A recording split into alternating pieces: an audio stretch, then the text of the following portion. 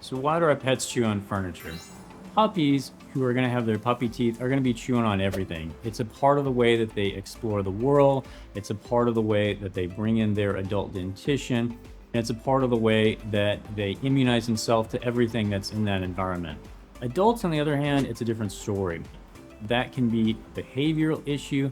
Sometimes it's a stress component, or sometimes it's just a part of their normal routine. But if it becomes excessive to the point that we're having to buy new furniture all the time, or we're causing fractures of the teeth or problems with the pets, definitely reach out to your veterinarian. We may be able to help with everything from medications to changes in the routine to help with that behavior.